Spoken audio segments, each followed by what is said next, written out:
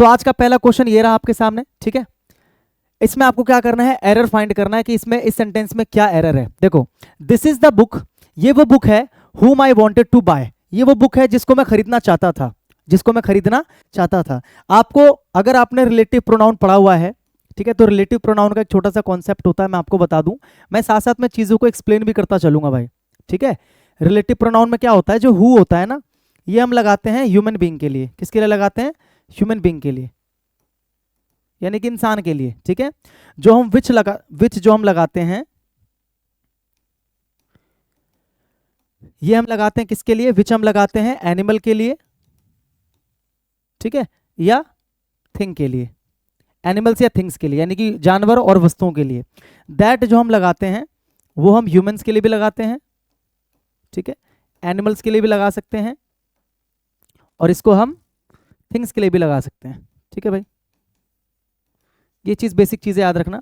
और एक हुम होता है, इसको भी हम लगाते हैं किसके लिए? ह्यूमंस के लिए। किसके लिए लगाते हैं? ह्यूमंस के लिए, ठीक है।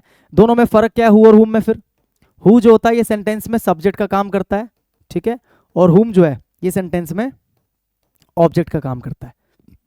आपको बस इतना याद रखना है। अगर आपको ये याद है तो आपके लिए ये वाला कॉन्सेप्ट जो है बहुत इजी पड़ जाएगा, ये वाला जो क्वेश्चन बहुत इजी पड़ जाएगा, ठीक है। हो सकता है कि क्वेश्चन थोड़ा सा आपको ब्लर टाइप का दिख रहा हो, नहीं दिख रहा, अगर आप फोन में देख रहे हो तब तो आपको नहीं दिख रहा ब्लर, लेकिन अगर आप इसको सिस्टम में पूरे मतलब स्क्रीन को फुल करके अगर आप देख रहे हो तो हो सकता है थोड़ा सा आपको जो है ना ये ब्लर दिख रहा हो क्वेश्चन। इसके पीछे रीजन क्या है कि जब मैं फाइल इंपोर्ट कर रहा था तभी कुछ प्रॉब्लम हो गया था। अब 70 से ऊपर पेजेस को दोबारा से करना तो पॉसिबल नहीं हो पाता, ठीक है, लेकिन जहां तक मेरे को लगता है कि आपको क्वेश्चन जो है वो दिख रहा होगा, ठीक है भाई। अब आप इस क्वेश्चन में मुझे एरर बता सकते हो। दिस इज द बुक, ये वो बुक है, ये वो बुक है whom I wanted to buy, जिसको मैं खरीदना चाहता था। देखो रिलेटिव प्रोनाउन जो होता है ना, उसको आपको कैसे पहचानना है कि वहां पर कौन सा रिलेटिव प्रोनाउन आएगा। इसके लिए आपको क्या करना है, उससे पहले वाला जो होता है ना, जो उससे पीछे लिखा होता है, यानी कि उसका क्या, उसका एंटीसीडेंट, उसका एंटीसीडेंट आपको उसको देख लेना होता है। अगर वो एक ह्यूमन है और सब्जेक्ट का काम कर रहा है तो हु लग जाता, अगर वो एनिमल या थिंग है तो वहां पर विच लग जाता, अगर वो ह्यूमन है लेकिन ऑब्जेक्ट का काम कर रहा है तो वहां पर क्या लग जाता, हुम लग जाता। और दैट कब लगता? दैट भी सबके लिए लगता है, ह्यूमन के लिए भी, एनिमल के लिए भी, थिंग के लिए भी। उसकी कुछ लिमिटेशन होती है अपनी, ठीक है। वो लिमिटेशन क्या है आगे में क्वेश्चंस और आएंगे उसमें मैं आपको पूरा एक्सप्लेन करूंगा, ठीक है। फिलहाल यहाँ पर आपको समझ में आ गया, यहाँ पर हम बुक की बात कर रहे हैं। तो बुक क्या है? बुक एक वस्तु है भाई, बुक एक वस्तु है, तो वस्तु के लिए आप यहाँ पर हुम तो नहीं लगाओगे, हुम तो लगाते ह्यूमंस के लिए। तो एरर तो आपको समझ में आ गया कि यहाँ पर हुम नहीं आएगा सर जी, ठीक है। अगर मैं थिंग्स के लिए बात करूँ तो यहाँ पर क्या लगाओगे? विच लगाओगे, ठीक है।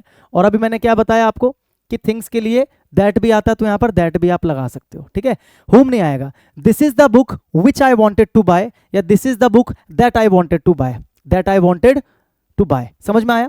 तो यानी कि आपको बताना है कि कौन से पार्ट में एरर है। तो एरर जो है वो हुम वाले पार्ट में, यानी कि जिसमें हुम लिखा होगा वही आपका आंसर होगा, यानी कि इसका आंसर आ गया आपका सी, ठीक है। पहला क्वेश्चन क्लियर, समझ में आ गया। अगला क्वेश्चन आप क्या करोगे? पॉज कर करके खुद ट्राई करते रहोगे। अगला क्वेश्चन, एवरीवन शुड रिस्पेक्ट, हर किसी को रिस्पेक्ट करनी चाहिए, दोज पेरेंट्स। दोज का मतलब क्या होता है? दोज का मतलब होता है उन, है ना। दोज का मतलब क्या होता है? उन। समझ में आ रहा है? दोज का मतलब उन या वे, उन या वे, ठीक है। जैसे हम बोलते हैं ना दोज कार्स या दोज पीपल या दोज स्टूडेंट्स या दोज पेन्स, समझ में आ रहा है? तो दोज का ये मतलब होता है, दोज बेसिकली एक एडजेक्टिव का काम करता है। तो यहां पर क्या लिखा? दोज पेरेंट्स, यानी कि उन पेरेंट्स की, हर किसी को रिस्पेक्ट करनी चाहिए उन पेरेंट्स की, यानी कि दूर कोई खड़े होंगे पेरेंट्स, उनकी बात हो रही है, उन पेरेंट्स की, टीचर्स की और बड़ों की, उन पेरेंट्स की, टीचर्स की, बड़ों की। तो यहां पर बेसिकली जो कहना चाह रहा है वो ये कहना चाह रहा है कि हर किसी को रिस्पेक्ट करनी चाहिए अपने पेरेंट्स की, अपने टीचर्स की और अपने से बड़ों की। यहां पर ये कहना चाह रहा है, यहां पर उनकी बात नहीं कर रहा है, यहां पर अपनों की बात कर रहा है। तो अपने के सेंस में क्या आता है? अपने के सेंस में यहां पर आता है क्या? यहां पर आता है पजेसिव प्रोनाउन की। आपको यहां पर आपको पजेसिव एडजेक्टिव की रिक्वायरमेंट है, यहां पर आपको एक पजेसिव एडजेक्टिव की रिक्वायरमेंट है। बोलो हाँ कि ना। ये जो होता है एक डेमोन्स्ट्रेटिव एडजेक्टिव होता है। दोस्त जो है एक डेमोन्स्ट्रेटिव एडजेक्टिव होता है, इशारा करने के लिए यूज करते हैं कि दोस्त पीपल, दोस्त पेन्स। हमें यहां पर चाहिए क्या? पजेसिव एडजेक्टिव, क्योंकि हमें दिखाना है ये अपने पेरेंट्स की और टीचर की रिस्पेक्ट करते हैं, ये करनी चाहिए। तो जब अपना, अपनी, अपने की बात होती है तो वहां पर पजेशन की बात करते हैं, यानी कि पजेसिव एडजेक्टिव चाहिए। अब सवाल यह है कि एवरीवन का जो पजेसिव एडजेक्टिव होता है वो क्या होता है? तो एवरीवन क्या है? एवरीवन एक इंडेफिनिट प्रोनाउन है, मैं आपको प्रोनाउन में पढ़ा चुका हूं कि एवरीवन, एवरीबॉडी, समवन, समबडी, नोबन, नोबडी, है ना। इनके साथ जब आपको पजेसिव एडजेक्टिव लगाना होता है, यहां पर मैं लिख ही देता हूं ताकि आपको याद रहे, ठीक है। एवरीबॉडी, एवरीवन, समवन, समबडी, ठीक है, या फिर no one, nobody, anyone, anybody. इनका जो पजेसिव एडजेक्टिव होता है, इनका जो पजेसिव एडजेक्टिव होता है वो क्या बनता है? हिज। क्या बनता है? हिज। क्यों?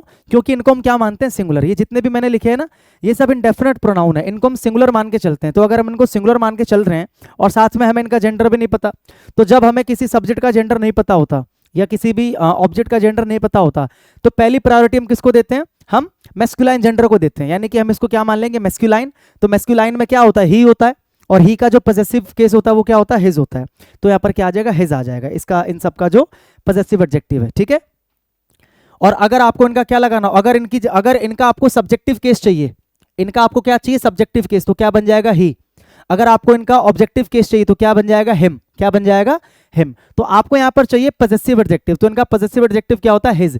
तो यहां पर दोज पेरेंट्स की जगह पर क्या आ जाएगा? हिज पेरेंट्स, ठीक है। समझ में आ गया? तो everyone should respect his parents, teachers and elders. समझ में आया? हाँ कि ना? बोलो, क्लियर है? यानी कि एरर आपको बताना है कौन से वाले पार्ट में है। तो दोज पेरेंट्स जहां पर लिखा है उस वाले पार्ट में एरर है। तो कहां लिखा है दोज पेरेंट्स? ये रहा, देखो दोज यहां लिखा है, जिसमें दोज लिखा होगा वहां पर एरर, यानी कि आपका आंसर ये हो जाएगा, ठीक है। आया भाई समझ में? क्लियर है? यानी कि इसका आंसर क्या हो जाएगा? Option C. अगला पॉज करके कर लिया होगा आपने। दे वर मैरिड हैप्पीली, ठीक है। एक फ्रेज होता है, ध्यान रखना, देखो इस तरीके से आपको एग्जाम में दे दिया जाएगा, मैरिड हैप्पीली, मैरिड हैप्पीली। लेकिन ये जो फ्रेज है ये गलत होता है, ठीक है। सही फ्रेज क्या होगा? सही फ्रेज होगा हैप्पीली मैरिड होता है। क्या होता है? Happily married. इसको आप डायरेक्ट क्या कर लो, याद भी कर सकते हो, ठीक है, हैप्पीली मैरिड। तो फ्रेज की गलती है यहाँ पर मैरिड हैप्पीली दे रखा है, यहाँ पर होना क्या चाहिए? Happily married. यानी कि पार्ट बी में एरर है। तो बी किस में दे रखा है? अब बी का मतलब ये वाला बी नहीं, हमें बी किस में दिया है? बी हमें ए में दे रखा है, तो आंसर इसका ए हो जाएगा। आंसर क्या हो जाएगा इसका? ए हो जाएगा। समझे भाई? क्लियर है? मैरिड हैप्पीली की जगह क्या हो जाएगा? Happily married. क्या हो जाएगा? हैप्पीली मैरिड, ठीक है।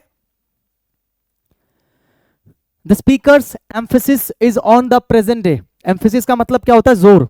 यानी कि स्पीकर का जो सारा जोर है, यानी कि स्पीकर जो बात बोल रहा है, तो ज्यादा वो जोर किस पे डाल रहा है? जोर डाल रहा है वो on the present day problems, मतलब आज के समय की जो समस्याएं हैं, that are being faced by ordinary man of India. जो इंडिया के साधारण लोग हैं उनके द्वारा जो समस्याएं फेस की जा रही हैं, तो स्पीकर का सारा दबाव उन समस्याओं पर है, ठीक है। तो यहाँ पर एरर बताना आपको कौन से पार्ट में है। एरर आपको देखो यहाँ पर मिलेगा, आपने कर लिया होगा खुद। देखो एम्फेसिस, देखो एम्फेसिस की जो स्पेलिंग होती है, देखो यहाँ पर जो लिखा है, यहाँ पर लिखा है ये लिखा है यहाँ पर, जो कि क्या है? इनकरेक्ट है। एम्फेसिस की जो सही स्पेलिंग होती है वो क्या होती है? एम्फेसिस। सिंगल एस आता है लास्ट में, डबल एस नहीं आता, ये सही होता है। यानी कि यहाँ पर स्पेलिंग की एरर है, ठीक है। तो यानी कि जिसमें एम्फेसिस आपको दिख जाए वही आपका आंसर। इसमें दिख रहा है तो ये मेरा आंसर, डी मेरा आंसर हो जाएगा। देखो हर क्वेश्चन के नीचे मैंने लिखा हुआ कि कौन से एग्जाम में आया हुआ क्वेश्चन है। सीजीएल के टीयर 2 में, यानी कि 2023 का जो टीयर 2 का एग्जाम हुआ है, यानी कि जो मेंस का एग्जाम हुआ है, उसमें आए हुए क्वेश्चन हैं ये, यानी कि अच्छे लेवल के क्वेश्चंस हैं, ठीक है। अगर आप कर पा रहे हो इन क्वेश्चंस को इजीली, अगर अभी तक 4 क्वेश्चन आपने इजीली किए, मतलब आपकी तैयारी ठीक ठाक ही है। अगर आप 4 क्वेश्चन में ही फंस गए किसी 1 या 2 में, तो थोड़ा सा चिंता का विषय है, लेकिन कोई बात नहीं। ये 20 दिन की जो मैराथन है ये इसीलिए है ताकि आपके अंदर मैं इंप्रूवमेंट लेके आ सकूं, ठीक है। आगे आ जाओ। They want to live in first floor of this building. They want to live in first floor, ठीक है। In first floor, first floor में या फर्स्ट फ्लोर पे? फर्स्ट फ्लोर में रहना चाहते हैं। फर्स्ट फ्लोर, जब हम फ्लोर को मेंशन कर रहे हैं, जब हम बोल रहे हैं फर्स्ट फ्लोर, जब हम क्या बोल रहे हैं? फर्स्ट फ्लोर, तो इसका मतलब क्या है कि एक बिल्डिंग है, ठीक है, और ये बिल्डिंग का फर्स्ट फ्लोर है। ये बिल्डिंग का, ये ग्राउंड हो गया, चलो ये हो गया फर्स्ट फ्लोर। ये क्या हो गया आपका? First floor. तो मैं बताना चाह रहा हूं कि वो फर्स्ट फ्लोर पर रहते हैं, यानी कि यहां पर जो मुझे उनकी लोकेशन दिखानी है, किसी चीज में नहीं दिखानी है, किसी चीज पर दिखानी है, यानी कि इस बिल्डिंग के फर्स्ट फ्लोर पर। फर्स्ट फ्लोर पर ऐसे बोलेंगे ना, फर्स्ट फ्लोर पर। आप किसी को कैसे बताते हो कि मैं फर्स्ट फ्लोर पे रहता हूं, फर्स्ट फ्लोर पे रहता हूं? तो इन फर्स्ट फ्लोर नहीं होगा यहां पर, इन फर्स्ट फ्लोर जो है वो नहीं होगा। इसकी जगह पर क्या होगा? ऑन फर्स्ट फ्लोर, ठीक है। बल्कि ऑन द फर्स्ट फ्लोर होगा, द लग जाएगा, क्योंकि फर्स्ट क्या है, फर्स्ट आपका एक ऑर्डिनल एडजेक्टिव है। क्या है आपका एक ऑर्डिनल एडजेक्टिव। ऑर्डिनल क्या होता है, जो क्रम को दिखाता है, जैसे कि फर्स्ट, सेकंड, थर्ड, फोर्थ, तो इनके साथ में द लगाते हैं हम लोग, ठीक है। तो क्या हो जाएगा, ऑन द फर्स्ट, क्या हो जाएगा, on the first floor, on the first floor. ये आपका करेक्ट आंसर है। आपको एरर निकालना है, तो जिसमें फर्स्ट दिखाई दे जाए, सॉरी जिसमें इन, क्योंकि एरर तो इन में है ना, तो जिसमें आपको इन दिखाई दे जाए वही आपका आंसर हो जाएगा। तो इसमें इन दिखाई दे रहा है, ये आपका आंसर है, ठीक है। लिव इन फर्स्ट फ्लोर नहीं होगा, live on the first floor. क्या हो जाएगा, live on the first floor, ठीक है भाई। अगला पॉज करके आप इसको खुद करो, ठीक है। We has seen that movie, कि हमने वो मूवी पहले देख रखी है, हमने वो मूवी पहले देख रखी है, या हम वो मूवी पहले देख चुके हैं। तो वी हैज सीन दे रखा है यहाँ पर क्या दे रखा, वी हैज सीन, ठीक है भाई। हैव जो हम लगाते हैं, हैज जो हम लगाते हैं, वो हम लगाते हैं with third person singular subjects, third person singular subject या ऑब्जेक्ट, ठीक है। हैज हम लगाते हैं जब हमारा सब्जेक्ट या ऑब्जेक्ट क्या हो, थर्ड पर्सन के साथ में सिंगुलर हो, थर्ड पर्सन भी हो और सिंगुलर भी हो। जैसे कि कुछ एग्जांपल अगर देखोगे तो ही, शी, इट या एनी नेम, ठीक है, एटसेट्रा। और हैव हम कब लगाते हैं, हैव हम लगाते हैं with I, we, you, they and any other plural subject या ऑब्जेक्ट, ठीक है। हैव हम लगाते हैं आई, वी, यू, दे, या इसके अलावा कोई और प्लूरल सब्जेक्ट या ऑब्जेक्ट उनके साथ में क्या लगाते हैं, हैव लगाते हैं। तो यहां पर देखो जो वी है, वी के साथ में अगर मैं आपसे पूछूं क्या आएगा, तो वी के साथ में क्या आएगा, हैव आएगा। तो यहां पर हैज की जगह पर क्या आ जाएगा, यहां पर हैज की जगह पर आ जाएगा हैव, हैज की जगह पर क्या आ जाएगा, हैव, ठीक है। तो एरर किस में है, पार्ट ए में, इस वाले पार्ट में, ठीक है भाई, समझ में आ गया। आगे बढ़े, देखो the given sentence has an error, इसमें एरर है, आपको पहचानना है। पॉज करके आप इसको खुद को कर लो। Choose the option that corrects the error. यहां से देखो आपका सेंटेंस है, throw a rounder stone to create ripples in water.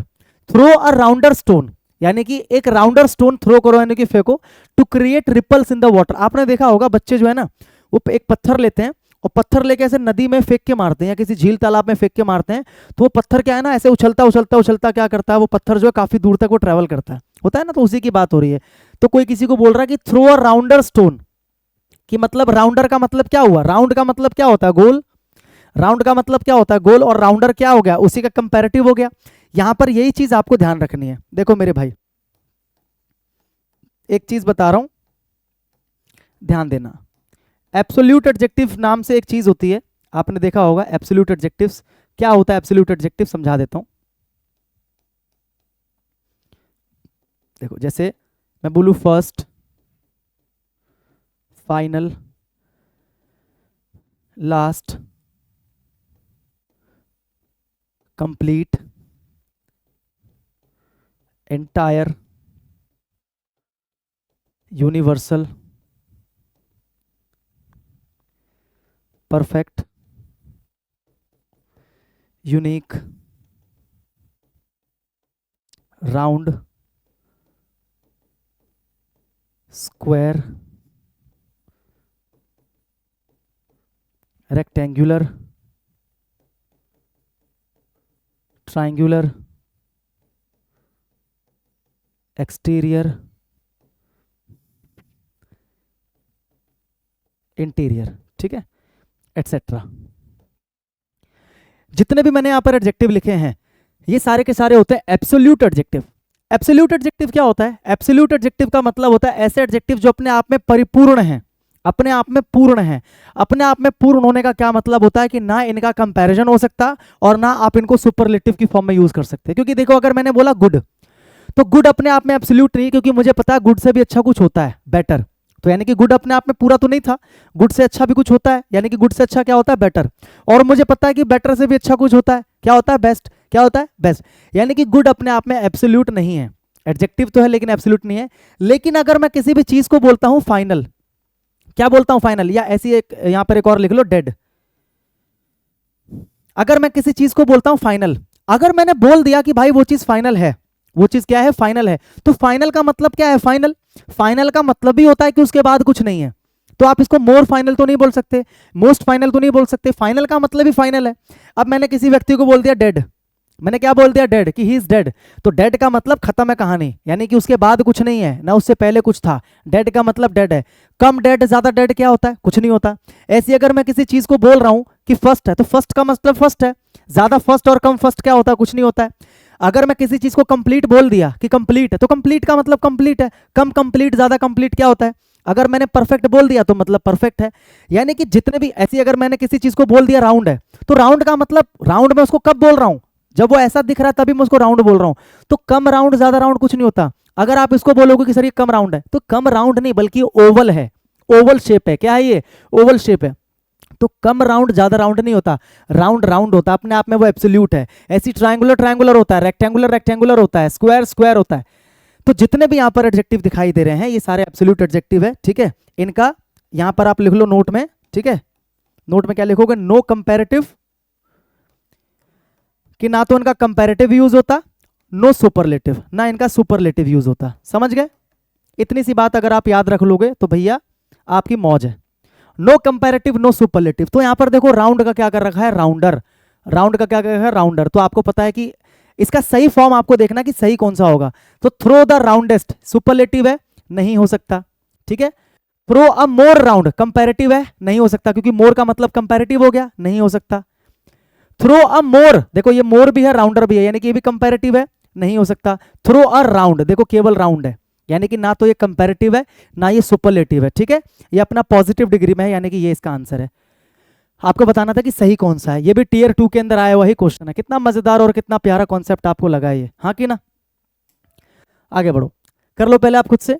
Neetu have been, अभी हैज और हैव वाला कॉन्सेप्ट मैंने बताया था कि जब आपका सब्जेक्ट थर्ड पर्सन सिंगुलर हो तो वहां पर हैज आता है, तो यानी कि इसमें हैव आ रहा है, यानी कि आंसर आपका ये है। एरर इसी वाले पार्ट में। सही क्या होना चाहिए, नीतू हैज, क्या होना चाहिए, नीतू हैज, ठीक है। ये आपका सही होना चाहिए, नीतू हैज।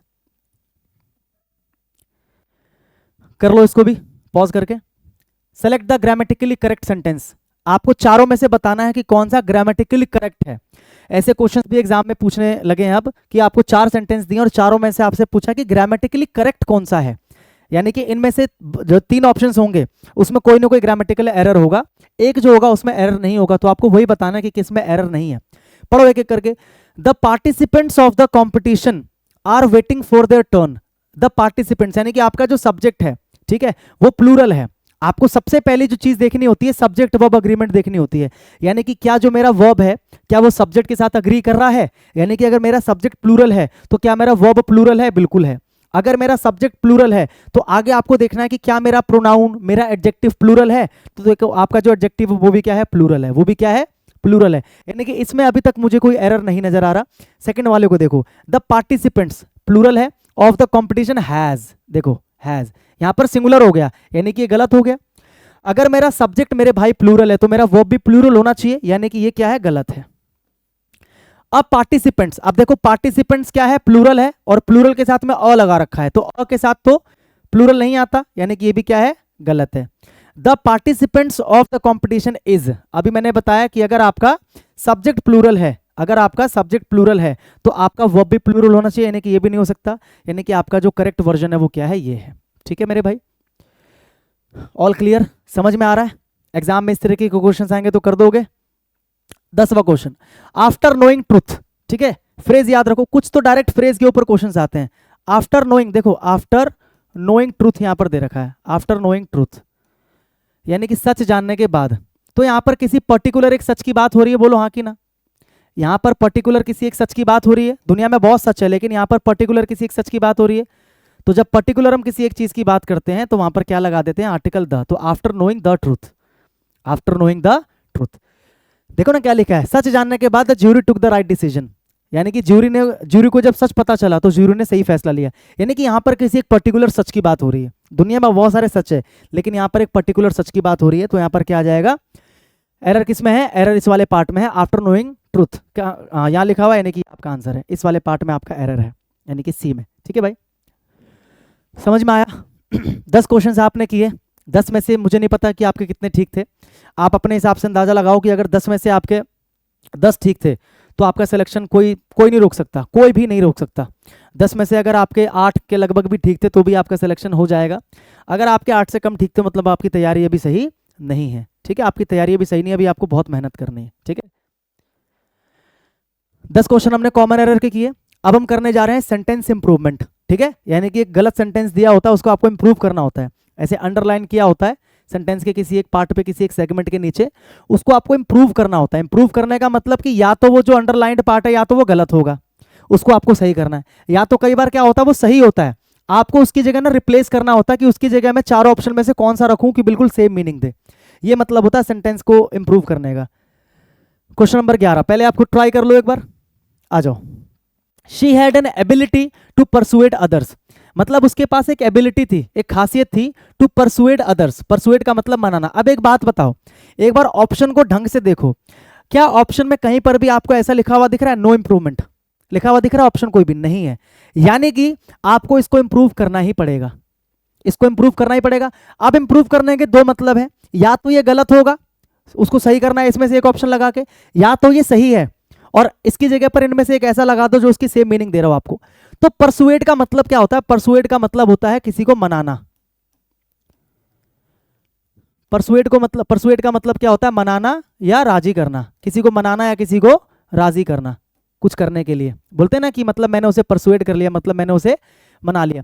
तो यानी कि परसुएड तो यहां पर लिखा है तो मतलब गलत तो है ही नहीं, क्योंकि परसुएड तो सही मीनिंग दे रहा है आपको। अगर मैंने लिखा she had an ability to persuade others, यानी कि उसके पास एक एबिलिटी है दूसरों को परसुएड करने की, तो गलत तो नहीं है, लेकिन हमें फिर भी इसको इंप्रूव तो करना है, हमें एक ना एक ऑप्शन तो उठाना है, क्योंकि नो इंप्रूवमेंट का ऑप्शन अगर होता तो मेरा आंसर वही हो जाता, नो इंप्रूवमेंट, क्योंकि इंप्रूवमेंट की आवश्यकता नहीं है। लेकिन मैंने क्या बताया, चारों में से एक ऐसा ऑप्शन उठा के यहाँ पे आपको रखना है जो इसी की सेम मीनिंग दे, यानी कि घुमा फिरा के बात सारी की सारी इतनी है कि यहाँ पे आपसे सिनोनियम पूछ रहा है।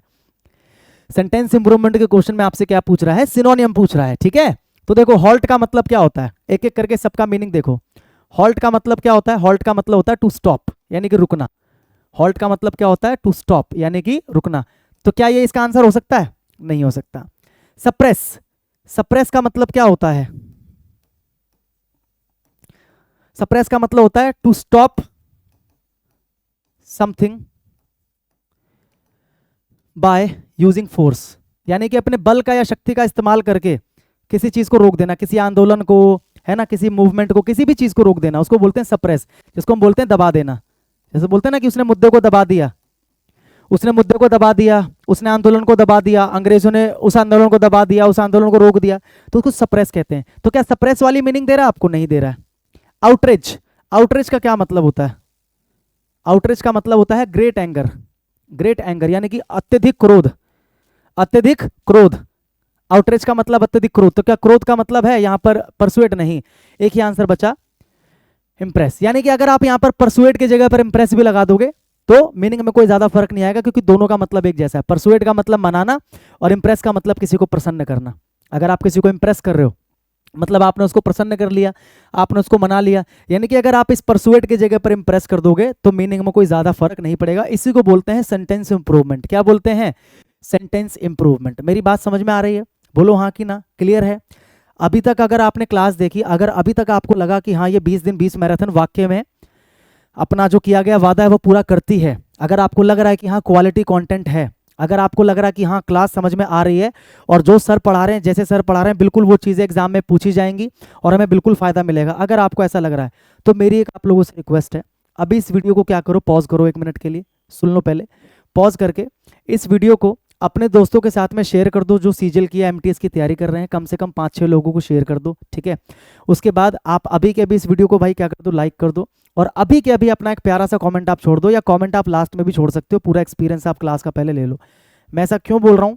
क्योंकि मैं दिल से चाहता हूँ कि ये जो मेरी 20 दिन 20 मैराथन है ये बहुत लोगों तक पहुँचे। मैं चाहता हूँ कि और इसके पीछे पर्पस इतना ही है क्योंकि मैं जो कंटेंट लेकर आया हूँ, मैं भी आपको अपने नोट्स दिखाऊंगा लास्ट में कि मैंने पूरी रात बैठ के, रात को 3-4 बजे तक बैठ के मैंने कंटेंट रेडी किया है, मैंने क्वेश्चन सेलेक्ट किए हैं कि मुझे कौन सा क्वेश्चन डालना है कौन सा नहीं डालना, मैंने बहुत सारे पेजेस पर लिखा है अपने हाथ से पेन से। तो मैं इसलिए कह रहा हूँ क्योंकि मुझे पूरा भरोसा है इन क्लासेस पर। तो आप जल्दी से इसको शेयर कर दो, वीडियो को लाइक कर दो, ठीक है। आप बाकी टीचर्स की भी वीडियो तो लाइक करते ही हो, लाइव में जाते हो वहाँ पर भी आपको टीचर चिल्ला चिल्ला के बोलते ही हैं कि अभी के अभी शेयर करो, ये करो।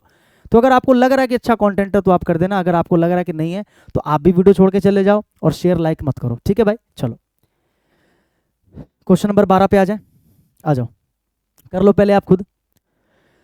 We must remember that what we teach our children, कि मतलब हमें ये बात याद रखनी चाहिए कि what we teach our children, कि जो हम अपने बच्चों को सिखाते हैं, is what we inculcate in them. Inculcate का मतलब क्या होता है? मन में बैठाना। इंकलकेट का मतलब क्या होता है? मन में बैठाना या मन में डालना। मन में बैठाना या मन में डालना, ठीक है। इसका सिनोनियम जो होता है ना, इसका सिनोनियम क्या होता है? इंस्टिल। तो देखो आपको इतना तो पता लग गया कि इसमें कोई गड़बड़ नहीं है, इसमें कोई गलती नहीं है, यानी कि अगर यहाँ पर नो इंप्रूवमेंट का ऑप्शन होता तो मैं वही आंसर लगा देता। मतलब इसकी जगह पर एक ऐसा वर्ड आप यहाँ से निकाल लो जो इसी के बराबर मीनिंग दे रहा हो, और अभी मैंने आपको आंसर बता ही दिया।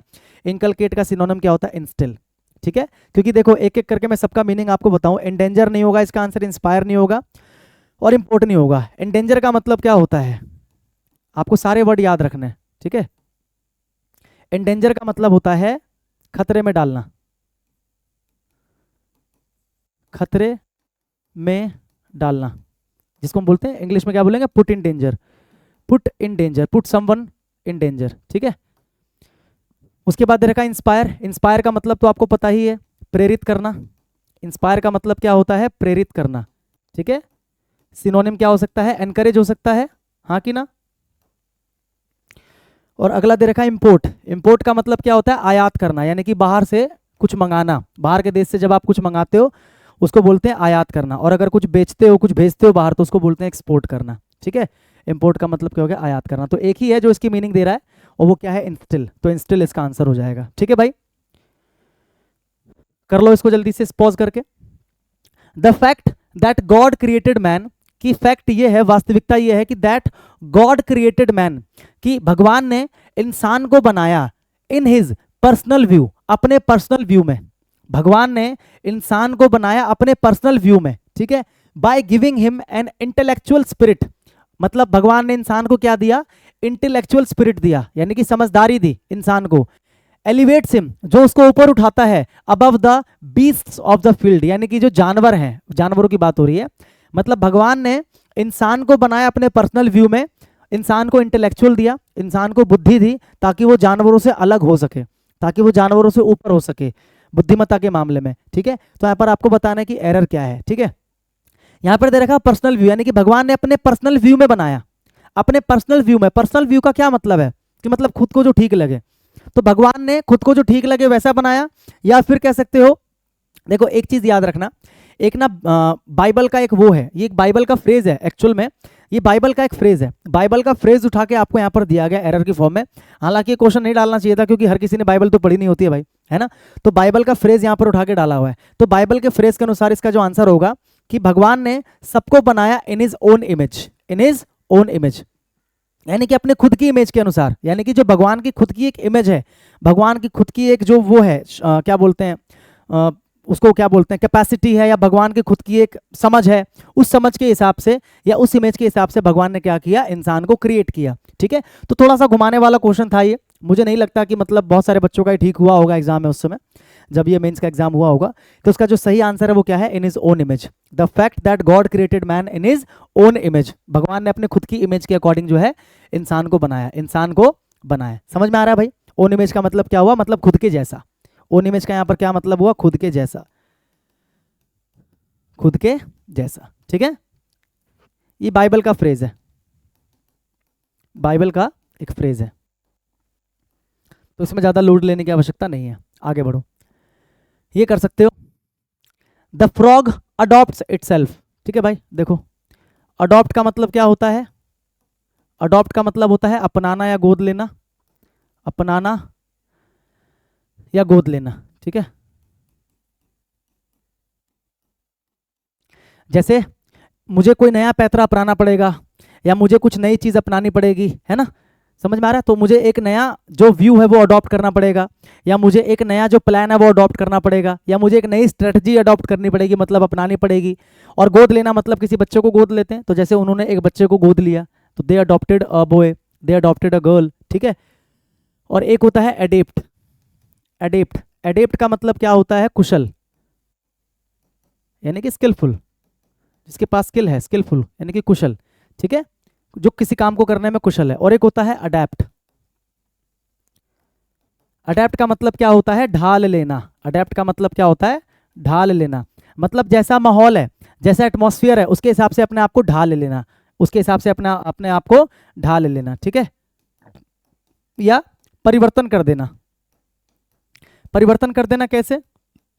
जैसे भाई फॉर एग्जाम्पल मान के चलो एक गाड़ी है, ठीक है, ये मान के चलो गाड़ी है, और मैंने इस गाड़ी को परिवर्तन कर दिया इस तरीके से ताकि जो हैंडीकैप्ड लोग हैं वो इस गाड़ी में इजीली चढ़ सके। एक बस है तो बस की जो स्टेयर्स होती हैं वो काफ़ी ऊपर होती हैं, लेकिन मैंने कुछ ऐसा इसमें लगा दिया ताकि जो हैंडीकैप्ड लोग हैं वो अपने व्हील चेयर के साथ में इसमें चढ़ सके। यानी कि मैंने गाड़ी को क्या कर दिया? अडेप्ट कर दिया।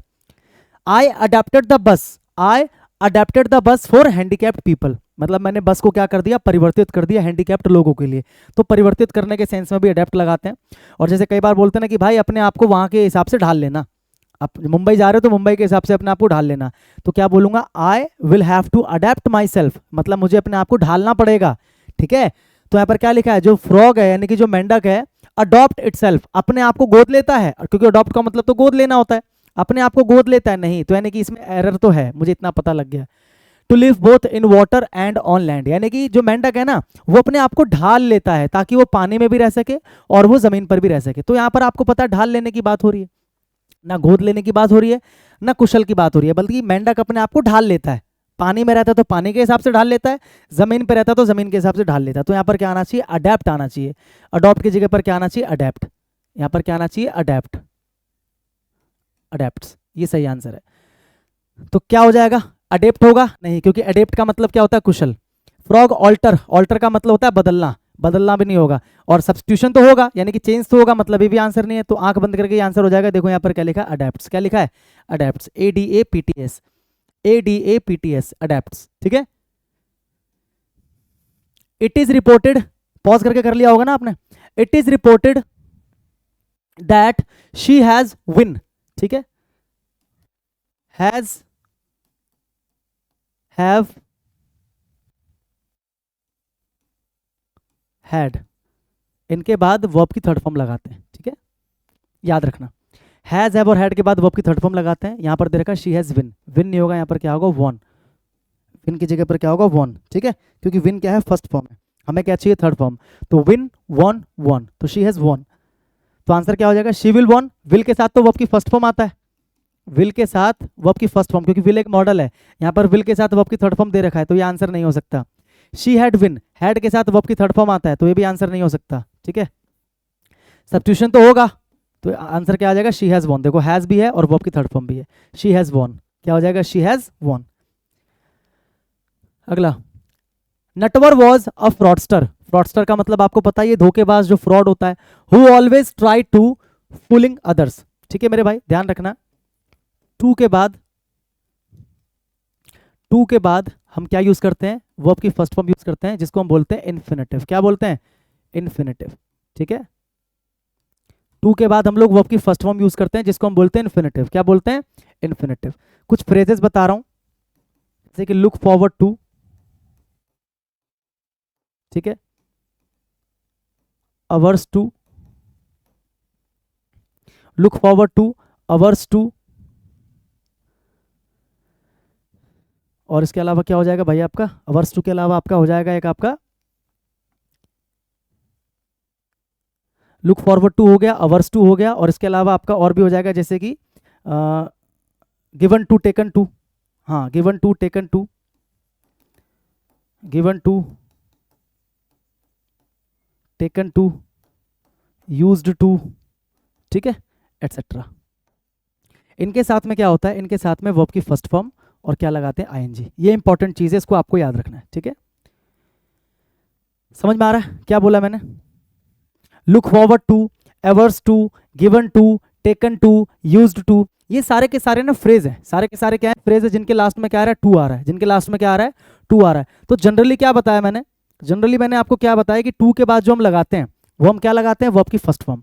टू के बाद हम क्या लगाते हैं, वर्ब की फर्स्ट फॉर्म। लेकिन जब आपको ये सारे के सारे फ्रेज दिख जाए, इनके लास्ट में भी टू आ रहा है, लेकिन इनके बाद में वर्ब की फर्स्ट फॉर्म ना लगाकर हम क्या लगाते हैं, वर्ब की फर्स्ट फॉर्म प्लस में क्या लगाते हैं, आईएनजी। तो याद रखने वाली बात है ये।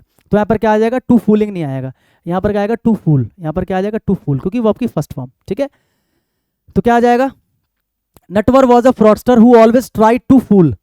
या तो फूल लगा दो, या लेकिन यहाँ पर लेकिन फूल नहीं दे रखा, तो कोई वर्ब की फर्स्ट फॉर्म ढूंढ लो। ये देखो V1 प्लस आईएनजी है, तो ये आंसर नहीं हो सकता। ये भी V1 आईएनजी है, आंसर नहीं हो सकता। ये भी V1 आईएनजी है, आंसर नहीं हो सकता। एक ही V1 दे रखा, डिसीव।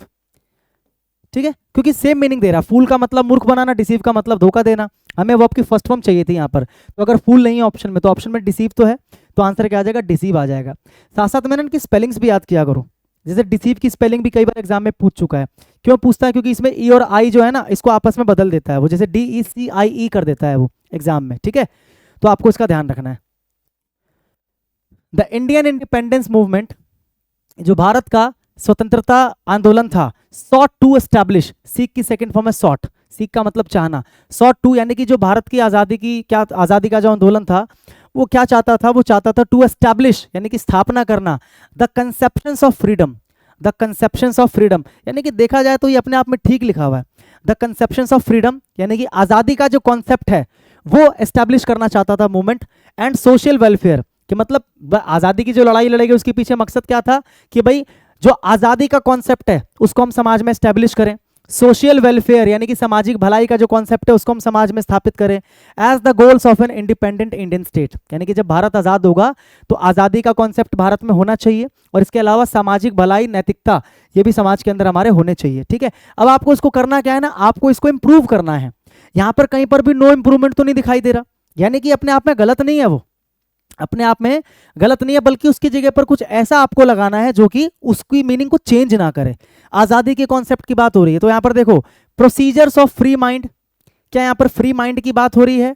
कॉन्सेप्ट ऑफ लिबर्टी यानी कि स्वतंत्रता का कॉन्सेप्ट, बिल्कुल इसकी बात हो रही है। लेकिन पहले आगे देख लो, सिंबल्स ऑफ विक्ट्री, जीत का सिंबल, जीत के सिंबल की बात नहीं हो रही है, आज़ादी के कॉन्सेप्ट की बात हो रही है, मुझे इतना पता है। मेथड्स टू सिंपैथाइज, यहाँ पर सिंपैथी की बात हो रही है, ये भी नहीं है। एक ही आंसर मिल रहा है इससे जो मैच कर रहा है, वो क्या है, कॉन्सेप्ट्स ऑफ लिबर्टी।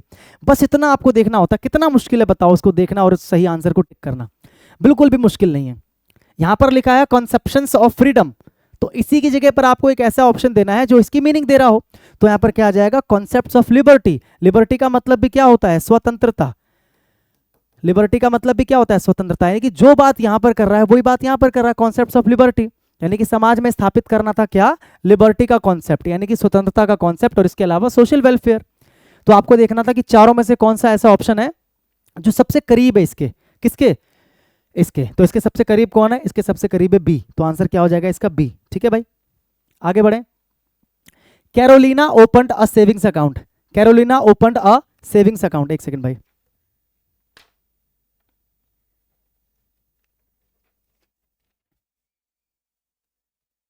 चलो देखो आगे,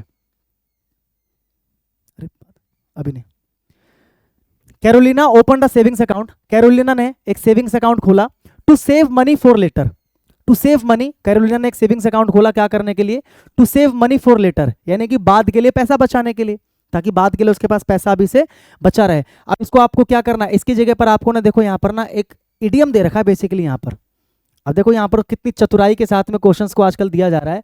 आपको इसको इंप्रूव करते हुए इन चारों में से एक ऑप्शन ऐसा लगाना है जो वही मीनिंग दे जो मीनिंग वो दे रहा है, यानी कि वो गलत नहीं है, बिल्कुल सही मीनिंग दे रहा है वो, कि मतलब कैरोलिना ने एक सेविंग्स अकाउंट खोला ताकि वो फ्यूचर के लिए पैसा सेव कर सके। तो उसकी जगह पर आपको एक ऐसा ऑप्शन उठा के लिखना है जो बिल्कुल वही मीनिंग दे रहा हो। तो देखो क्या लिखा, for a cold day, for a cold day कोई फ्रेज होता है क्या, कोई फ्रेज नहीं होता। यहाँ पर आपको फ्रेज याद होना चाहिए, इडियम याद होना चाहिए। फॉर अ रेनी डे, ये एक इडियम है, इसका मतलब क्या होता है, कठिन परिस्थिति या दिन के लिए बचाना। जैसे कोई कठिन परिस्थिति या कठिन दिन आएगा ना, उसके लिए पहले से बचा कर रखना, तो उसके लिए हम यूज करते हैं for a rainy day, for a rainy day. तो यहां पर भी तो वही बात हो रही है ना, कि उसने एक सेविंग्स अकाउंट खोला ताकि वो भविष्य के लिए, बाद के लिए पैसा बचा सके। तो यानी कि ये मीनिंग आपको दे रहा है फॉर अ रेनी डे, यानी कि उसने सेविंग्स अकाउंट खोला ताकि कठिन परिस्थिति या कठिन दिनों के लिए वो सेविंग्स कर पाए। तो ये इसका आंसर है।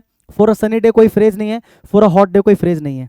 ठीक है। वैसे भी देखो ना, फॉर अ कोल्ड डे, क्या वो पैसा ठंडी के दिनों के लिए बचाएगी, क्या वो मतलब गर्मी के दिनों के लिए पैसा बचाएगी, या क्या वो मतलब जिस दिन बहुत ज्यादा गर्मी होगी उस दिन के लिए पैसा बचाएगी? ऐसा कुछ नहीं है। मतलब जिस दिन बहुत ठंड हो उस दिन के लिए पैसा बचा रही है? नहीं।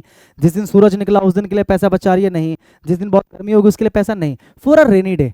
अब यहाँ पर रेनी डे का मतलब ये मत समझना कि जिस दिन बारिश हो, ये एक फ्रेज है। ये तीनों तो फ्रेज है ही नहीं, इनका तो अपना अपना सेपरेट मीनिंग है। ठंडी का दिन, सूरज वाला दिन, गर्मी का दिन, लेकिन ये अपने आप में एक इडियम है। इसका मतलब क्या होता है? कठिन परिस्थिति या दिन के लिए। ये आपने याद भी किया होगा, बहुत पॉपुलर इडियम है। अगर आपने याद नहीं किया तो भाई पता नहीं आपने क्या याद किया है, ठीक है। अगला क्वेश्चन है, पॉज करके कर लो उसको। Select the most appropriate option that can substitute the bracketed segment, जो इसको क्या करेगा? चेंज करेगा, सब्स्टिट्यूट करेगा, इसकी जगह पर आएगा। The river flowing under. देखो मेरे भाई, एक चीज ध्यान रखना, सब्जेक्ट वर्ब अग्रीमेंट का जो एक छोटा सा नियम है वो क्या है कि ये सब्जेक्ट है, ठीक है। सब्जेक्ट के बाद कभी भी डायरेक्ट देखो V1 ING जो है ना, कभी भी नहीं यूज होता। सब्जेक्ट के बाद डायरेक्ट V1 ING कभी यूज नहीं होता, ठीक है। सब्जेक्ट के बाद अगर आपको V1 ING लगाना है तो या तो आप इज एम आर में से एक लगाओ, या तो वॉज वर लगाओ, ठीक है, या तो विल बी शैल बी लगाओ, एटसेट्रा, ठीक है। उसके बाद आप लगा सकते हो V1 ING। क्या लगा सकते हो? V1 ING। सबका अपना अपना यूज है, ठीक है। इज एम आर कब लगाओगे? जब आपको प्रेजेंट में किसी काम को कंटिन्यू होता दिखाना हो, क्योंकि ING लगने का मतलब कॉन्टिन्यूस टेंस की बात हो रही है। प्रेजेंट में किसी काम को कंटिन्यू दिखाना चाहते हो तो इज एम आर के साथ V1 ING। पास्ट में किसी काम को कंटिन्यू दिखाना चाहते हो कि पास्ट में कोई काम चल रहा था तो वॉज वर के साथ V1 ING। फ्यूचर में कंटिन्यू होता हुआ दिखाना चाहते हो तो विल बी शैल बी के साथ में V1 ING, ठीक है। डिपेंड करता है। तो यानी कि गड़बड़ तो इसमें है। या तो आप सब्जेक्ट के साथ क्या कर सकते हो? सब्जेक्ट के साथ में डायरेक्ट आप या तो वर्ब की फर्स्ट फॉर्म या फिर वर्ब की फर्स्ट फॉर्म में SES कई बार हम ऐड करते हैं, कई बार हम क्या करते हैं? ऐड करते हैं, ठीक है ना।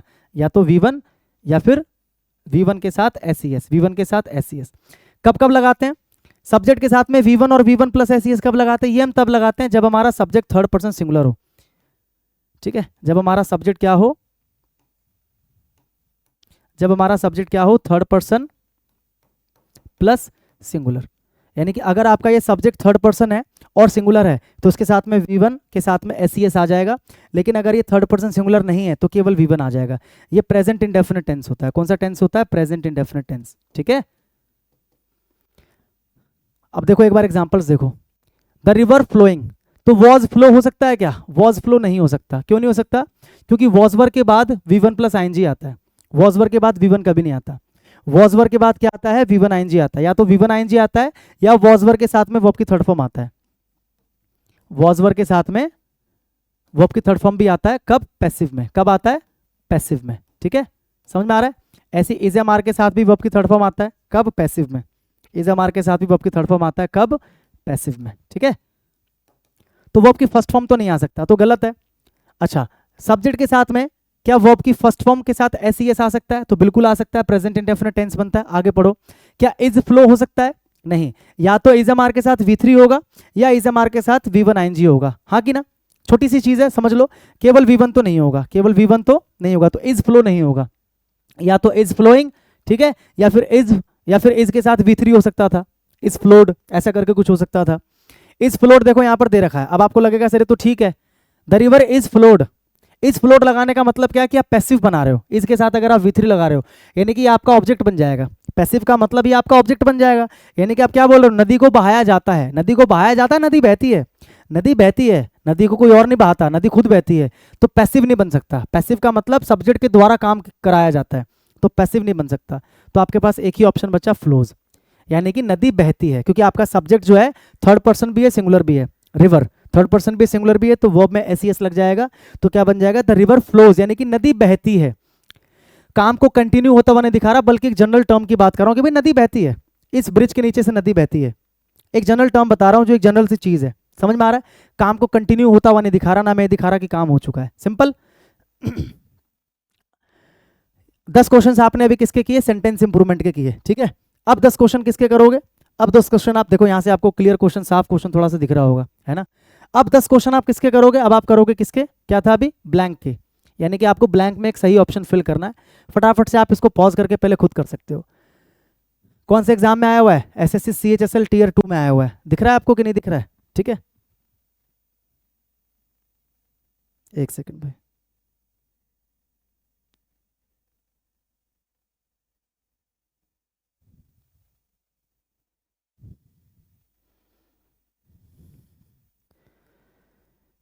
चलो, neither of the biscuits, neither of the biscuits, ठीक है, देखो भाई समझ लो ध्यान से। ईदर, नीदर, एनी,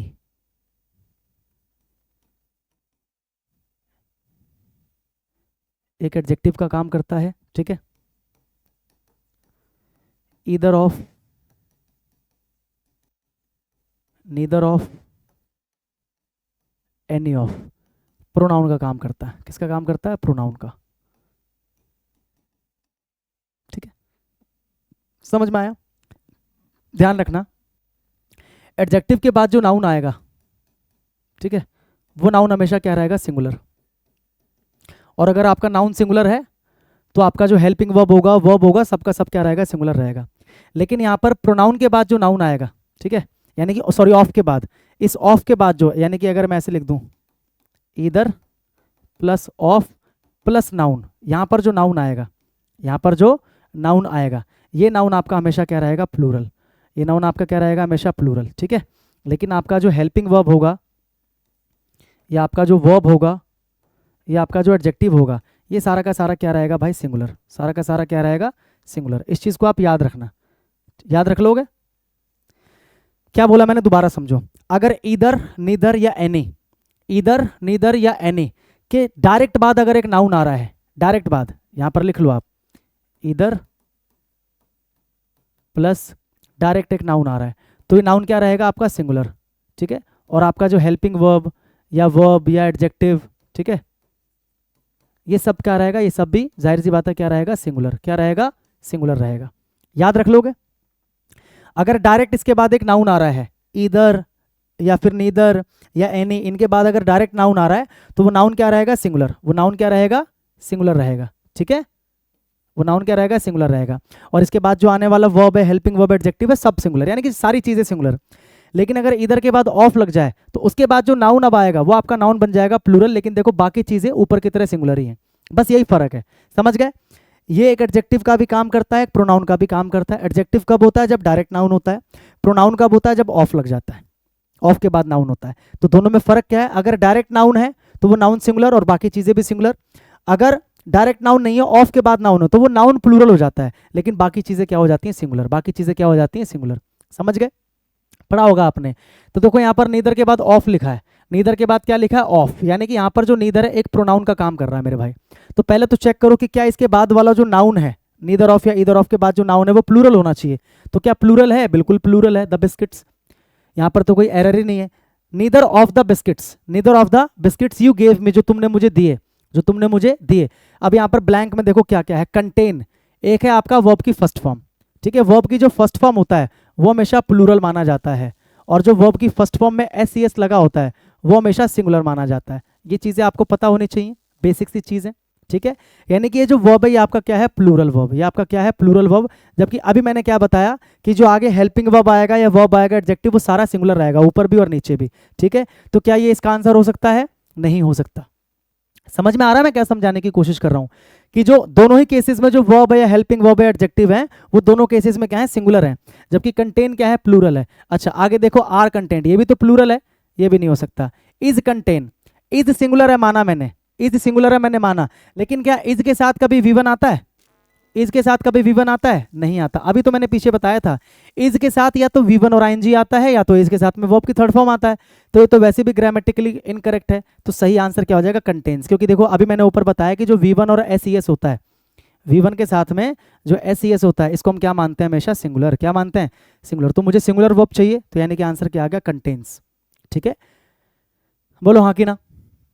बहुत ही प्यारा कॉन्सेप्ट है, समझ में आ गया कि नहीं आ गया?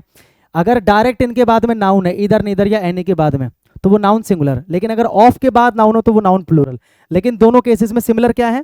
कि वर्ब, हेल्पिंग वर्ब, एडजेक्टिव सबका सब क्या है, सिंगुलर है, ऊपर भी सिंगुलर नीचे भी सिंगुलर। ठीक है, ऑल क्लियर। अगला क्वेश्चन पॉज करके करो।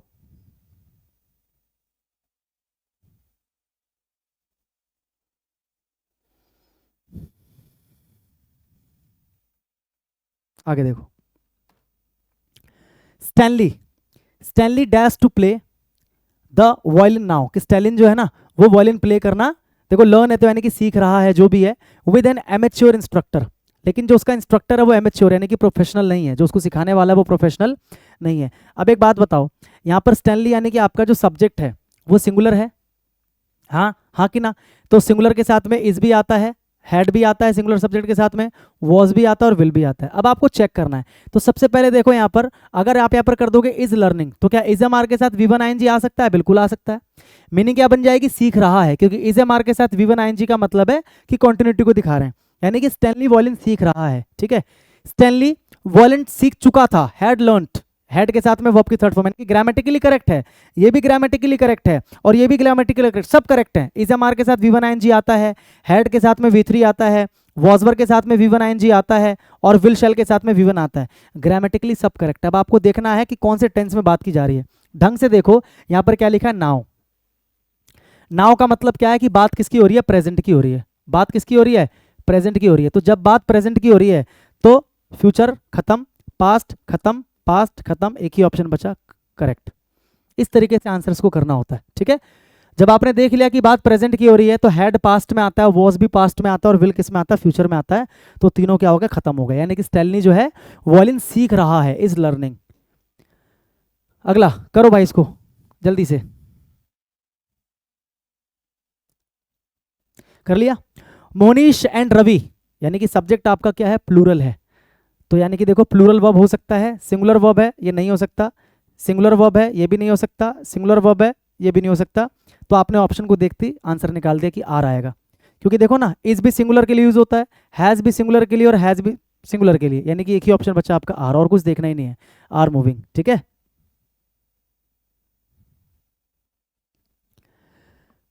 करंटली, करंटली का मतलब वर्तमान में, करंटली का मतलब वर्तमान में। तो जब वर्तमान में की बात हो रही है तो वर्कड यानी कि वर्ब की सेकंड फॉर्म, यानी कि ये पास्ट होता है। क्या होता है? ये पास्ट होता है। वर्कड जो है ये वर्ब की सेकंड फॉर्म यानी कि पास्ट है, तो पास्ट तो नहीं होगा, क्योंकि करंटली का मतलब क्या है? हम प्रेजेंट की बात कर रहे हैं। किसकी बात कर रहे हैं? प्रेजेंट की। ठीक है, प्रेजेंट में आर आता है, हैव भी आता है, लेकिन वर नहीं आता, वर नहीं आता। अब देखो ग्रामेटिकली दोनों करेक्ट और दोनों प्रेजेंट में भी आते हैं। आर के साथ V1 ING आता है और हैव के साथ में V3 आता है, हैव के साथ में V3 आता है। अब देखो अगर बोल रहा है वो करंटली यानी कि वर्तमान में, वर्तमान में मिट्टू और रवि जो है dash hard to meet the project deadline. एक बात आओ, जब बोल रहा है कि वर्तमान में वो ऐसा ऐसा कर रहे हैं, तो जब वर्तमान में बोल दिया इसका मतलब क्या है? कि वो काम अभी चालू है, वो काम अभी चल रहा है, वो काम अभी चल रहा है। क्योंकि अगर वो काम खत्म हो गया होता तो करंटली नहीं लिखा होता। सोचने वाली बात है, अगर करंटली लिखा है तो मतलब काम प्रेजेंट में, और काम क्या है? कंटिन्यू है। काम क्या है? कंटिन्यू है। तो जब काम को कंटिन्यू दिखाना होता है तो हम क्या लगाते हैं? प्रेजेंट कंटिन्यूअस, यानी कि आर वर्किंग, यानी कि वर्तमान में मिट्टू और बिट्टू जो है ना आर वर्किंग वेरी हार्ड, मतलब बहुत कठिन परिश्रम कर रहे हैं to meet the project deadline, deadline से मीट करने के लिए। यानी कि अभी डेडलाइन से मीट उन्होंने किया नहीं है, अभी प्रोजेक्ट कंप्लीट उन्होंने किया नहीं है। तो हैज हैव जो होता है वो किसको दिखाता है? काम के कंप्लीट होने को दिखाता है। ठीक है, परफेक्ट टेंस में यूज करते हैं हम इसको, हाँ कि ना? क्लियर है? The teacher asked the students to, अब यहाँ पर देखो, यहाँ पर ना चार आपको फ्रेज दे रखे हैं भाई, चार आपको फ्रेज दे रखे हैं। आपको फ्रेज का मीनिंग अगर नहीं पता तो आप कर ही नहीं पाओगे, आपको फ्रेज का मीनिंग पता होना चाहिए भाई। फ्रेज का मीनिंग जैसे एक दे रखा आपको गेट ऑन, एक दे रखा पुट ऑफ, एक दे रखा ब्रिंग अप, एक दे रखा bring about. The teacher asked the students, teacher ने स्टूडेंट से पूछा या कहा टू डैश देयर आइडियाज, कि अपने आइडियाज को डैश करो ड्यूरिंग द क्लास डिस्कशन, कि अपने आइडियाज को डैश करो, मतलब अपने आइडियाज को पेश करो, अपने आइडियाज को लाओ, अपने आइडियाज को जाहिर करो। यही कहने का मतलब है कि अपने आइडियाज को पेश करो या अपने आइडियाज को लाओ। ठीक है, तो समझते हैं गेट ऑन का मतलब क्या होता है। गेट ऑन का मतलब उम्र बढ़ना भी होता है, ठीक है, और किसी से अच्छे संबंध होना भी होता है, किसी से अच्छा संबंध होना भी होता है। ठीक है, उम्र बढ़ना या किसी से अच्छा संबंध होना। पुट ऑफ का मतलब क्या होता है? पोस्टपोन, यानी कि टालना। पोस्टपोन का मतलब क्या होता है? किसी काम को टालना, कि यार बाद में कर लूंगा। ठीक है, ब्रिंग अप ब्रिंग अप का मतलब क्या होता है? ब्रिंग अप का मतलब लाना भी होता है, ठीक है, पेश करना भी कह सकते हो, और पालना भी होता है। इसका मतलब ब्रिंग अप का मतलब पालना भी होता है। और ब्रिंग अबाउट, ब्रिंग अबाउट का मतलब क्या होता है भाई? ब्रिंग अबाउट का मतलब होता है cause something to happen, cause something to happen, ठीक है, कॉज समथिंग टू हैपन, यानी कि किसी चीज के होने का कारण बनना, है ना। जैसे कि दैट, जैसे कि हम कह सकते हैं ना कि दैट मूवमेंट यानी कि वो जो आंदोलन था, brought about a lot of chaos, यानी कि वो जो मूवमेंट था, ठीक है, वो बहुत सारे क्योस का कारण बना, यानी कि उस मूवमेंट ने क्या किया? क्योस को कॉज किया, क्योस को क्या किया? कॉज किया, यानी कि क्योस के होने का, क्योस का मतलब क्या होता है? बहुत ज्यादा शोरगुल, बहुत ज्यादा उथल पुथल, क्योस के होने का क्या बना? कारण बना। तो ब्रिंग अबाउट का मतलब किसी चीज के होने का कारण बनना। अब यहां पर क्या बोल रहा है? टीचर बोल रहा है। क्या टीचर उम्र बढ़ाने की बात कर रहा है? क्या टीचर पोस्टपोन करने की बात कर रहा है? या क्या टीचर किसी काम के होने की कॉज करने की बात कर रहा है? नहीं, यहां पर टीचर बोल रहा है कि अपने आइडियाज को लाओ, अपने आइडियाज को पेश करो ड्यूरिंग द क्लास डिस्कशन। तो यहां पर क्या हो जाएगा? Bring up. क्या हो जाएगा? Bring up your ideas. हम किसी को बोलते हैं ना ब्रिंग अप योर आइडियाज, मतलब अपने आइडियाज को लेकर आओ, अपने आइडियाज को पेश करो। और ब्रिंग अप का मतलब कहीं ना कहीं पालना भी होता है, ध्यान रखना। जैसे बोलते हैं ना कि I was brought up in Delhi, बोलते हैं ना I was brought up in Delhi, मतलब मेरा जो लालन पालन हुआ था वो दिल्ली में हुआ था। या फिर ही ब्रॉट मी अप, उसने मुझे पाला है। तो ब्रिंग अप का मतलब पालना भी होता है, ठीक है। अगला, द वॉर डैश बैडली। देखो वॉर क्या आपका सिंगुलर एक सब्जेक्ट है, तो क्या हैव हो सकता है? नहीं हो सकता। तीन ऑप्शन बचे, हैज, वॉज या इज। आगे देखो, यहां पर जो वर्ब है, वर्ब की थर्ड फॉर्म है, वर्ब की थर्ड फॉर्म। अब आप कहोगे सर जी इज के साथ भी वर्ब की थर्ड फॉर्म होता है, सर वॉज के साथ भी वर्ब की थर्ड फॉर्म आ सकता है, और सर हैज के साथ भी। हैज के साथ अगर वर्ब की थर्ड फॉर्म है तो ये आपका एक्टिव होता है। क्या होता है? एक्टिव वॉइस होता है। अगर इज एम आर या वॉज वर के साथ वर्ब की थर्ड फॉर्म है तो मतलब ये पैसिव बन जाता है। क्या बन जाता है? पैसिव, क्योंकि एक्टिव में तो इनके साथ वी वन आईएनजी आता है। अब अगर आप इसको पैसिव बना दोगे तो ये जो आपका वॉर है ना, वॉर, ये आपका ऑब्जेक्ट बन जाएगा।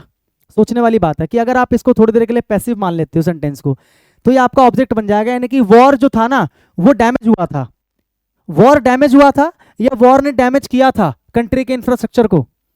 यहां पर डैमेज वॉर हुआ है या वॉर ने डैमेज किया है? तो आप कहोगे सर वॉर ने डैमेज किया है, यानी कि वॉर जो है ये आपका सब्जेक्ट है। अगर ये सब्जेक्ट है तो मतलब ये पैसिव नहीं हो सकता।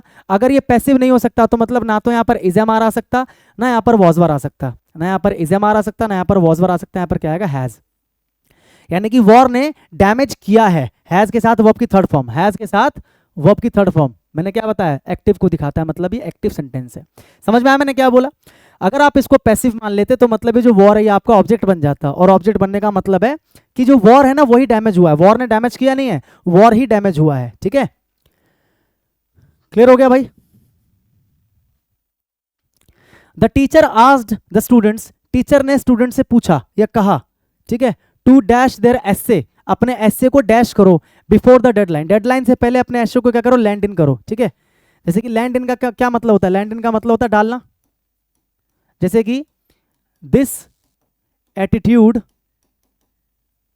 Will land you in danger someday, in danger someday. ठीक है, यानी कि जो तुम्हारा एटीट्यूड है ना ये तुम्हें खतरे में डाल देगा। तो लैंड इन का मतलब क्या होता है? किसी चीज में डाल देना, या फिर कह सकते हैं एंड समथिंग, एंड रिजल्ट कह सकते हो। क्या बोल सकते हो? And result, and result. ठीक है, किसी चीज का एंड रिजल्ट दिखाने के लिए। पुट ऑफ का मतलब अभी मैंने आपको बताया था पोस्टपोन होता है। पुट ऑफ का मतलब क्या होता है? पोस्टपोन। हैंड इन का मतलब क्या होता है? सौंपना, सौंपना या दे देना।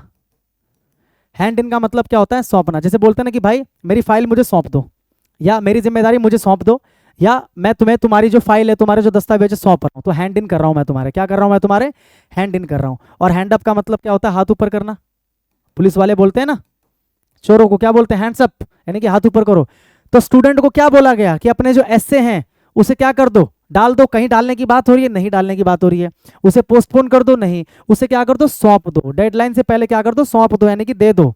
ठीक है, हाथ ऊपर करने के लिए नहीं बोल रहा है। टीचर बोल रहे हैं स्टूडेंट को कि अपने जो एसेज हैं वो आप क्या करो? मुझे सौंप दो। मुझे क्या कर दो? सौंप दो या मुझे दे दो। बाय दिस टाइम टुमारो, यानी कि कल इस समय तक। बाय दिस टाइम का मतलब क्या है? इस समय तक, इस समय तक, कल इस समय तक, यानी कि फ्यूचर की बात हो रही है। किसकी बात हो रही है? फ्यूचर की बात हो रही है। कल इस समय तक I dash the work assign to me, I dash, I will have did. क्या हैव के साथ में कभी आपने वर्ब की सेकंड फॉर्म देखी है? हैव के साथ में वर्ब की सेकंड फॉर्म नहीं हो सकता, क्योंकि हैव के साथ में क्या होता है? वर्ब की थर्ड फॉर्म होता है। हैव के साथ में वर्ब की थर्ड फॉर्म आता है, ठीक है। तो ये तो वैसे भी खत्म हो गया। विल डू, विल के साथ में वर्ब की फर्स्ट फॉर्म आता है, बिल्कुल ठीक है। विल हैव डन, हैव के साथ में वर्ब की थर्ड फॉर्म आता है, बिल्कुल ठीक है। Will be done, will be done ये होता है पैसिव, ये क्या होता है आपका? पैसिव, ठीक है। देखो जैसे ये आपका एक्टिव है, अगर विल शैल के साथ V1 है, ऐसे लिख लो यहां पर, अगर विल शैल के साथ V1 है, ठीक है, तो ये आपका एक्टिव वॉइस होता है। क्या होता है भाई? Active voice. अगर विल शैल के साथ, अगर विल शैल के साथ आपका बी है और बी के साथ V3 है, तो ये हो जाता है आपका पैसिव। क्या हो जाता है आपका? पैसिव, ठीक है। यानी कि दोनों सेम मीनिंग देंगे आपको, लेकिन एक एक्टिव होगा, एक पैसिव होगा, और ये तो ग्रामेटिकली बिल्कुल करेक्ट है। अब सबसे पहले आप ये देखो कि कल इस समय तक मैं ये काम खत्म कर चुका हूंगा, जो भी है, यानी कि ये जो आई है ये आपका सब्जेक्ट है, हाँ कि ना? क्योंकि यहां पर काम को खत्म करने की बात हो रही है, काम को खत्म करने की। देखो ना, यहां पर डन की बात हो रही है, डन का मतलब खत्म करने की बात हो रही है, तो मैं ही तो काम खत्म करूंगा, यानी कि मैं सब्जेक्ट हूं। अगर मैं सब्जेक्ट हूं, यानी कि अगर पहले सब्जेक्ट है, सब्जेक्ट इंपॉर्टेंट है, यानी कि यहां पर पैसिव की बात नहीं हो रही है, पैसिव की बात नहीं हो रही है। अगर पैसिव की बात नहीं हो रही तो ये ऑप्शन कट जाएगा। अब देखो यहां पर क्या लिखा? कल इस समय तक मैं ये काम करूंगा, I will do the work, मैं ये काम करूंगा या मैं ये काम कर चुका हूंगा। तो जब भी ये लग जाए ना सेंटेंस में बाय दिस टाइम, यानी कि इस समय तक, यानी कि इस समय तक मैं इस काम को खत्म कर चुका होऊंगा, यानी कि फ्यूचर में किसी काम के कंप्लीट होने को दिखाया जा रहा है। मैं ये नहीं बोल रहा कि काम को करूंगा, काम खत्म कर चुका हूंगा। तो जब हम काम को खत्म कर चुके होने की बात कर रहे हैं, काम के कंप्लीट होने की बात कर रहे हैं, तो यानी कि परफेक्ट टेंस की बात कर रहे हैं। और परफेक्ट टेंस कौन सा है? ये वाला है, विल हैव डन। ये कौन सा है? परफेक्ट टेंस है। कौन सा है? परफेक्ट टेंस है, ठीक है। जब भी बाय दिस टाइम लग जाए, इसका मतलब हम काम को कंप्लीट करने की बात कर रहे हैं, काम को फिनिश करने की बात कर रहे हैं, ठीक है भाई। इतना समझ में आ रहा है, हाँ कि ना? यानी कि will have done, I will have done, by this time tomorrow I will have done the work assign to me, the work assign to me, ठीक है। अगला,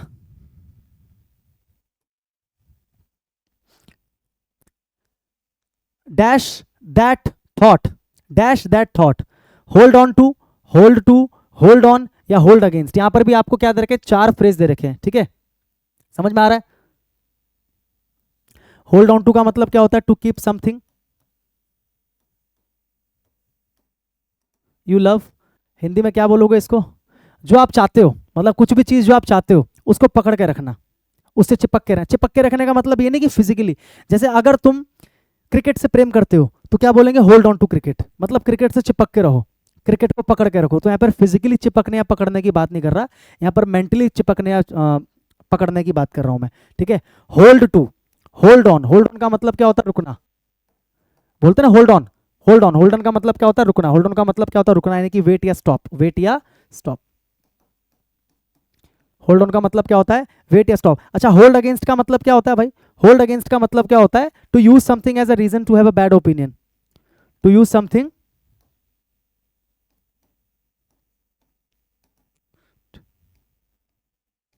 टू यूज समथिंग, ठीक है। होल्ड अगेंस्ट का देखो हिंदी में इसको आप समझो कि मतलब फॉर एग्जांपल जैसे किसी ने आपके साथ कुछ किया है ना, बुरा बर्ताव किया, और आपने उसके बुरे बर्ताव को पकड़ लिया और उसी बुरे बर्ताव के अनुसार आप उससे क्या कर रहे हो? बात कर रहे हो, यानी कि आप उसके बुरे बर्ताव को पकड़ के बैठे हो, आप उसके बुरे बर्ताव को पकड़ के बैठे हो। आपने उसको क्या बना रखा? कारण बना रखा है। उससे बुरा बर्ताव करने का क्या बना रखा है आपने? कारण।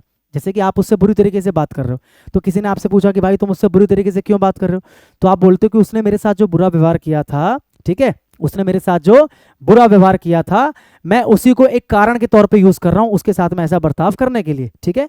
तो to use something as a reason, as a reason to have a bad opinion, to have a bad opinion, ठीक है। होल्ड अगेंस्ट, अगेंस्ट आ रहा है ना, तो मतलब आप समझ जाना। होल्ड अगेंस्ट आ रहा मतलब आप समझ जाना। समझ गए मैं क्या कहना चाह रहा हूं यहां पर? होल्ड अगेंस्ट हम कब यूज करते हैं? जैसे कि उसने उसके गुस्से को होल्ड अगेंस्ट किया, उसके खिलाफ ऐसा व्यवहार करने के लिए, मतलब उसने उसके साथ में जो व्यवहार किया उसके पीछे उसने रीजन क्या बताया कि भैया इसने मेरे ऊपर गुस्सा किया था, मतलब मैंने उसके गुस्से को क्या किया? यूज किया, मैंने उसके गुस्से को यूज किया एक रीजन के तौर पे, कैसा रीजन? उसके साथ में ऐसा बैड व्यवहार करने के लिए, तो उसको बोलते हैं होल्ड अगेंस्ट। क्या बोलते हैं? Hold against. और होल्ड ऑन का मतलब क्या होता है? रुकना। आप कई बार बोलते हो ना होल्ड ऑन, क्या बोलते हो? Hold on. और होल्ड टू का मतलब क्या होता है? To support. होल्ड टू का मतलब क्या होता है? टू सपोर्ट, मतलब होल्ड टू समथिंग बोलते हैं ना हम लोग, hold to something. Hold to something का मतलब उसको क्या करना? सपोर्ट करना। क्या करना? सपोर्ट करना। जैसे बोलते हैं ना स्टैंड बाय, स्टैंड बाय मतलब सपोर्ट करना। अब यहां पर बताओ क्या बोल रहा है? उस थॉट को डैश करके रखो, it will be a great idea someday, क्योंकि ये जो है ना किसी दिन एक महान आइडिया बनने वाला है। ये जो तुम्हारा थॉट है इसको क्या करके रखो? डैश करके रखो। क्या करके रखो? डैश करके रखो। तो मतलब इस आइडिया से चिपके रहो, इस आइडिया को पकड़ के रखो। तो मैंने क्या बताया, जब हम किसी चीज से प्रेम करते हैं, किसी चीज को पसंद करते हैं, तो हम उस आइडिया को छोड़ते नहीं, उस आइडिया को पकड़ के रखते हैं। तो उसके लिए हम क्या यूज करते हैं? Hold on to. क्या यूज करते हैं? Hold on to. क्योंकि होल्ड टू का मतलब क्या होता है? सपोर्ट करना। मैं थॉट को सपोर्ट नहीं करूंगा, मैं उस थॉट को पकड़ के रखूंगा, उस थॉट को अपने पास से जाने नहीं दूंगा, उस थॉट को बनाए रखूंगा। यहां पर उसकी बात हो रही है, ठीक है। और होल्ड ऑन का मतलब तो आपको पता ही है, वेट बोलते हैं ना, hold on, hold on, hold on for a second, यानी कि एक सेकंड के लिए रुको, वेट करो, ठीक है। और होल्ड अगेंस्ट मैंने आपको बता ही दिया, ठीक है भाई। The girl was dash as she was drenched in the rain. जो लड़की थी वो डैश थी as she was drenched. Drenched का मतलब क्या होता है? भीगना। ड्रेंच्ड का मतलब क्या होता है? भीगना, ठीक है। वो बारिश में भीगी थी, इसलिए वो क्या थी? लड़की क्या थी? वो बारिश में भीगी थी, जिसकी वजह से क्या थी? जिसकी वजह से वो टाइट हो गई थी, जिसकी वजह से वो ठंडी हो गई थी। बिल्कुल हो सकता है ना, ठंडी तो हो ही सकता है क्योंकि गीली हुई है। जिसकी वजह से वो लड़की सोना हो गई थी, या जिसकी वजह से वो लड़की नट हो गई थी। बोल्ट का मतलब होता है ना नट, बोल्ट होता है ना, मशीनों में लगाते हैं बोल्ट, नट बोल्ट बोलते हैं ना। तो बारिश में भीगने की वजह से लड़की बोल्ट हो गई थी, या लड़की गोल्ड हो गई थी, या लड़की टाइट हो गई थी, लड़की क्या हो गई थी? कोल्ड हो गई थी। लड़की क्या हो गई थी? कोल्ड, यानी कि ठंडी हो गई थी। The girl was cold. लड़की क्या थी? ठंडी थी। लड़की क्या थी? ठंडी थी। क्यों ठंडी थी? क्योंकि बारिश में भीगी थी। बारिश में क्या थी भाई? भीगी थी। क्या आपको यहां तक मेरी बात समझ में आई? बोलो हाँ कि ना, क्लियर हुआ? ठीक है। तो आज की क्लास में मैंने आपको 30 क्वेश्चंस कराए, ठीक है, जिसमें से 10 मैंने आपको कराए क्वेश्चंस कॉमन एरर के, 10 मैंने कराए सेंटेंस इंप्रूवमेंट के, और 10 मैंने कराए ब्लैंक्स के। और मैंने एक एक क्वेश्चन को बहुत अच्छी तरीके से एक्सप्लेन किया। एक एक क्वेश्चन को मैंने क्या किया? बहुत अच्छी तरीके से एक्सप्लेन